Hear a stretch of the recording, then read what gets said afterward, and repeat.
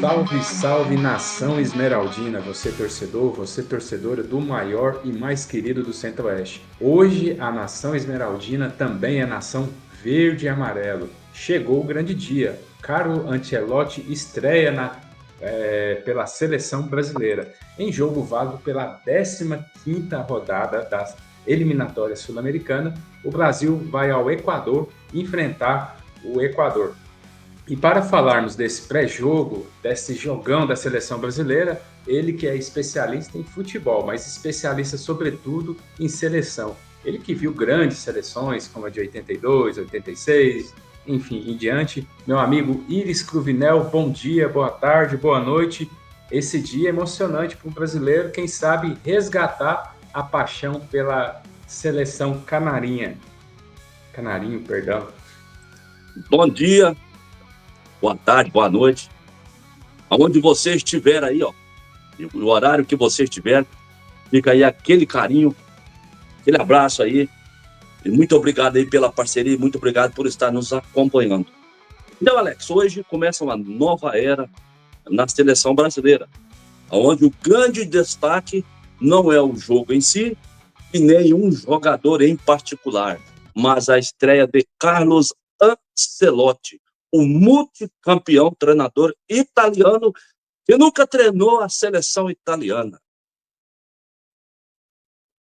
É isso aí, mas são fatores, né, Iris? Parece que também não houve convite, e a seleção brasileira, o convite da seleção é quase que irrecusável para qualquer treinador, porque é a mais pesada camisa do futebol mundial, né, Iris? Tem 5 estrelas, muita história, muito craques, seleção brasileira de Pelé, Zagallo, Garrincha, Ronaldo, Romário, Rivaldo, são tantos craques que a gente nem sabe falar, né, Iris? Talvez por isso quase que ninguém fala não para a seleção brasileira. Mas hoje está num momento não tão muito bom, né? Não, nós estamos não tão bem aí na tabela, precisamos de vitória para confirmar a presença na Copa do Mundo. E hoje, Iris, o Carlos Ancelotti teve pouco tempo, né? Ele iniciou os treinos lá no CT do Corinthians, Joaquim Brava, e depois agora teve 2 treinos lá em Guayaquil, no Equador. Mas enfim, isso, é o que temos, né? Seleção não tem muito tempo de trabalho, ele é um grande vencedor em clubes, mas seleção é pouco tempo e cobrança de resultado, meu amigo.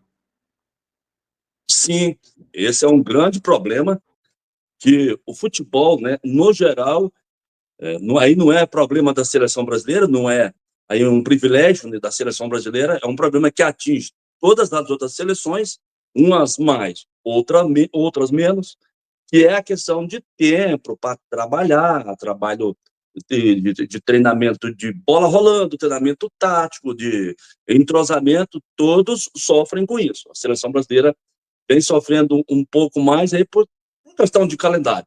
Mas aí entra aquele lado do treinador, de aglutinar, ter um bom discurso, ter um bom poder de persuasão, de convencimento, ter um bom vestiário, um dia a dia ali de poucos treinos, mas de convencimento, e aquele trabalho de colocar na cabeça do jogador, de querer jogar, e a importância que é defender a camisa da seleção de onde ele nasceu. Esse é o grande desafio.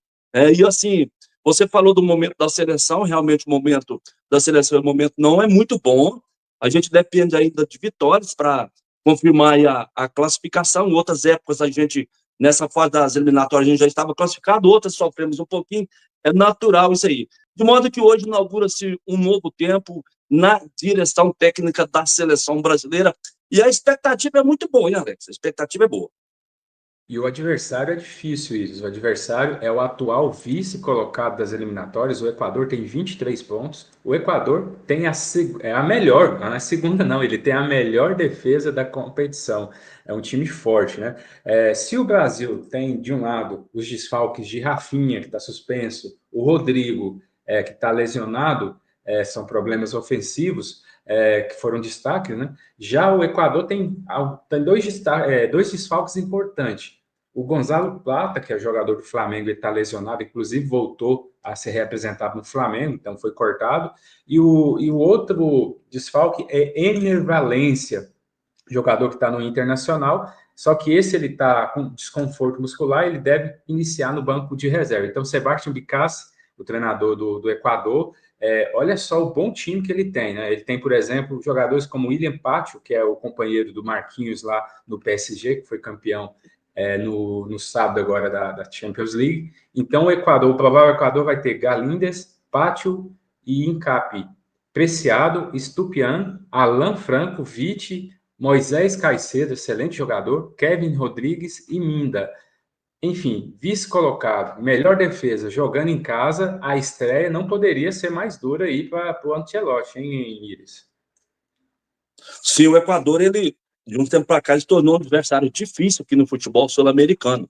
Um futebol que vem crescendo aí a cada tempo, não só a seleção, mas de maneira individual também. De vez em quando tem um time de lá beliscando uma Libertadores, beliscando ali uma Sul-Americana, de modo que é um futebol que tornou bem competitivo. Aliás, algumas seleções vêm crescendo muito no futebol sul-americano. Um exemplo também é a Venezuela. A Venezuela que joga nessa rodada também, pleiteando uma vaga, coisa que a Venezuela nunca foi na Copa do Mundo, coisa que pode acontecer, ou indo direto, ou talvez até se classificando para uma repescagem. Então, assim, de modo que não tem aquele jogo muito facinho mais, não. Nós temos aí sumido aí das eliminatórias, aí das possibilidades de Copa, seleções tradicionais, né? O Chile está sumido já há algum tempo, que sempre vinha com futebol forte, já frequentou várias Copas do Mundo, parece que, se eu não me engano, acho que é o último colocado, né, das eliminatórias, com poucas possibilidades, mas o jogo de hoje, ele é um jogo difícil. Os números do Equador aí não mentem. Resumindo, o Brasil não vai ter que ficar só na euforia da estreia do Carlos Ancelotti. O Brasil vai ter que ir e jogar. As eliminatórias ainda em aberto, né? Eles são 10 seleções. Dessas 10 seleções, 6 conseguiram a vaga direto. Hoje seriam Argentina, Equador, Uruguai, Brasil e Paraguai e Colômbia, né? Exatamente nessa ordem. E a sétima vaga vai disputar uma repescagem com o time, com a seleção da Oceania. Hoje ocupa essa sétima vaga com 15 pontos, então é o ponto de corte. A seleção da Venezuela, como eles falou, estariam fora hoje Bolívia, Peru e Chile, mas ainda com chance de brigar por essa sexta e sétima vaga. Além de Brasil e Equador, a gente tem no Defensores del Chaco, lá em Assunção, no Paraguai e Uruguai. Tem o jogo no Santiago, Nacional de Santiago, Chile e Argentina. O Chile pega nada mais, nada menos que a atual campeã e a líder da competição. No Metropolitano, em Barranquilha, teremos Colômbia e Peru, e no Monumental de Maturim, a Venezuela pega Bolívia, no jogo direto aí. Mas o Brasil, vamos para a nossa seleção, é o que importa, a seleção brasileira. Eu gostei da entrevista do Carlo Ancelotti, né? Todo mundo querendo a definição do time, não tem definição do time e não tem definição do capitão. Mas há aqui rumores e uma provável escalação. Ele deu a resposta simples, prefiro conversar antes com os jogadores para divulgar para os jogadores do que divulgar na imprensa. Essa foi a fala do Ancelotti. Mas, assim, pelo que ele postou a equipe, o provável Brasil vai com Alisson mantido no gol, os zagueiros Marquinhos e o Alex, que começou no Flamengo e hoje é zagueiro do Lille, na França, Alexandre, lateral esquerdo do Flamengo, e Wanderson, lateral direito. Forma o meio de campo, primeiro volante Casemiro, aí tem uma dúvida, né? Mas provavelmente Bruno Guimarães e Gerson completando esse meio. E na frente, a grande surpresa: Estevam, no lugar de Rafinha, que está suspenso, Vini Júnior e Richardson voltando. Postura correta do Ancelotti, de falar primeiro com a equipe, e esse Brasil é o que a gente tem, né, Iris? Assim, treinador, cada um ele tem a sua metodologia. Embora hoje quase todos não gostem de ficar divulgando de maneira muito antecipada a escalação. Ancelotti chegou recentemente, boa parte dos jogadores ele conhece, alguns até jogou com ele na Europa, os que não jogaram, ele conhece, os que jogam no Brasil nem tanto, mas eu acredito que essa metodologia de não passar para a imprensa antecipadamente uma escalação assim, de maneira definitiva, é uma maneira até de preservar o emocional e o psicológico do jogador. Que aí começa aqueles questionamentos, mas esse aqui não deveria ser aquele. Esse aqui não tem condições, por que aquele não vai? Esse aqui poderia render mais, que poderia render menos. Esse tititi, o treinador pode entender que ele não é interessante, aí ele tem essa metodologia.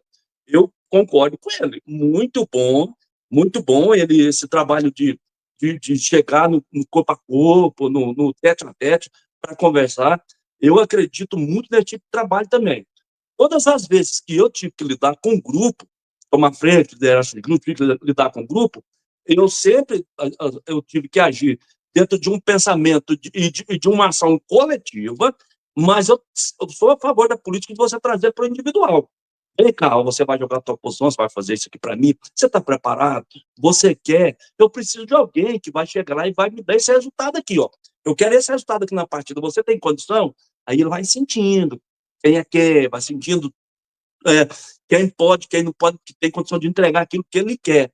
E isso aí também faz parte daquele processo de não ter muito tempo para trabalhar.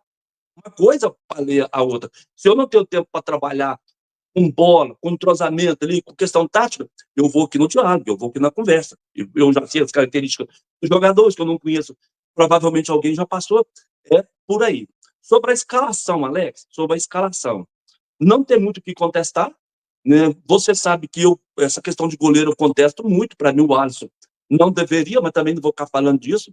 Eu não concordo com a convocação do Bento. Para mim, no lugar do Bento, deve ter sido convocado o Léo Jardim, do Vasco. Léo Jardim, que está pegando muito.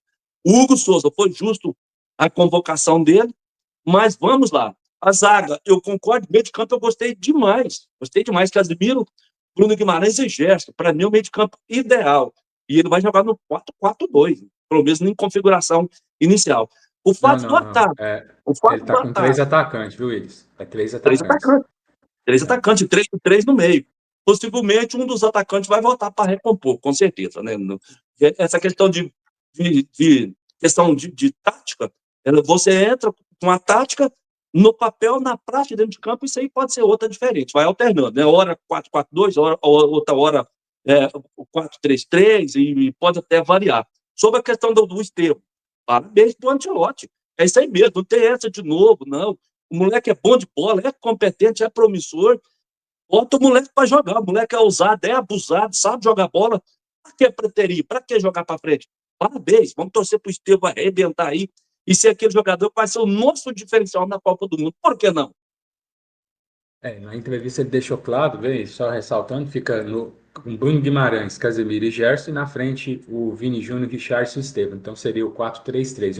Outra situação. Ele foi muito questionado. O Brasil vai propor mais o jogo ou vai defender o jogo? Ele, não, gente, tem que ter equilíbrio. Futebol moderno você tem que propor quando tiver que propor e defender quando tiver que defender. Não existe aquela só ofensivo, como alguns treinadores. Então a linha de equilíbrio do Ancelotti é bastante interessante. Torcedor, não esqueça de nos curtir os vídeos aí, se inscrever no canal caso você não é inscrito. E uma novidade, hein, Iris? Hoje tem live pós-jogo. Então, acabou o jogo da seleção, vamos debater sobre a seleção brasileira.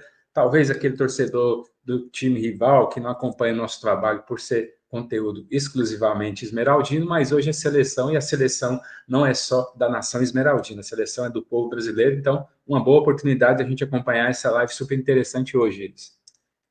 Sim, hoje estaremos aqui logo após o jogo. Você já pode correr aqui para o canal, assistir ao vivo. Vamos aqui com outros companheiros também. Vamos debater a estreia do Ancelotti. Vamos debater a atuação individual de cada jogador, atuação no coletivo também.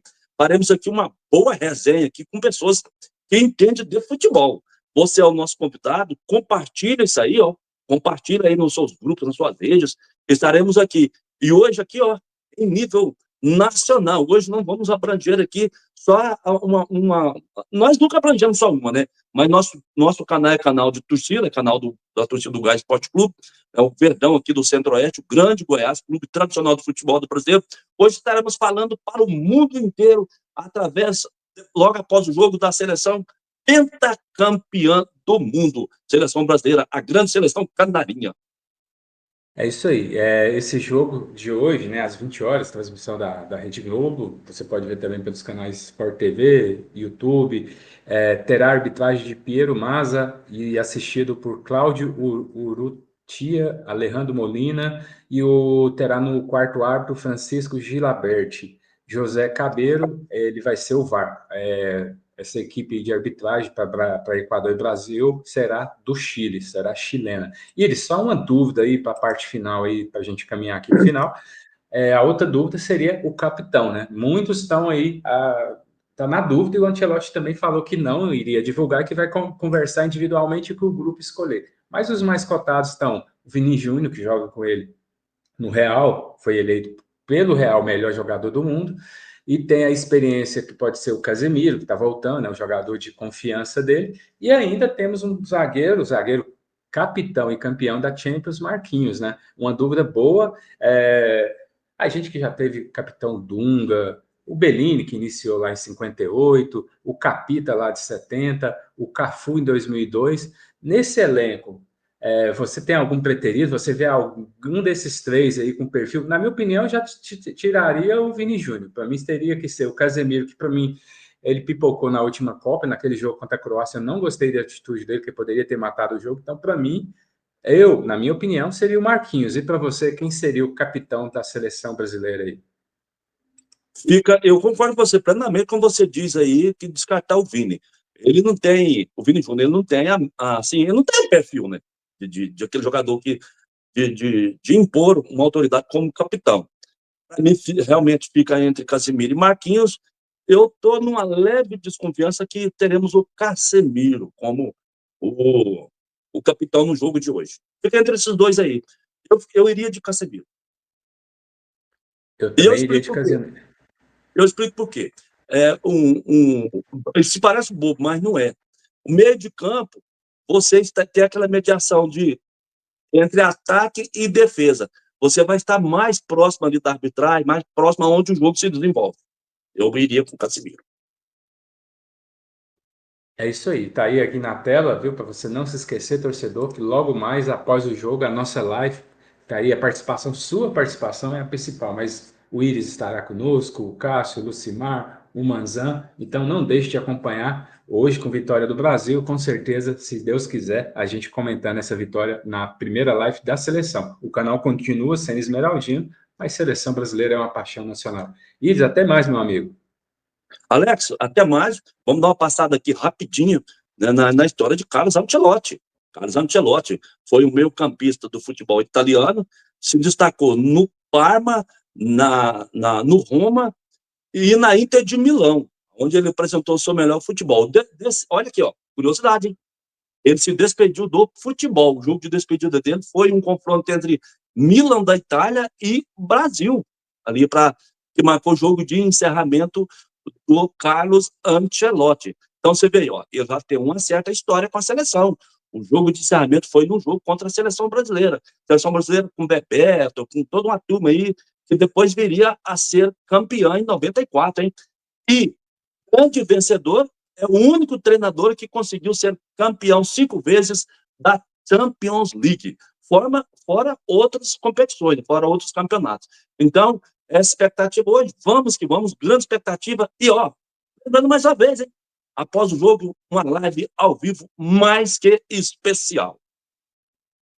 É isso aí, torcedor. Vamos aguardar então. Após o jogo estaremos de volta. Aquele abraço.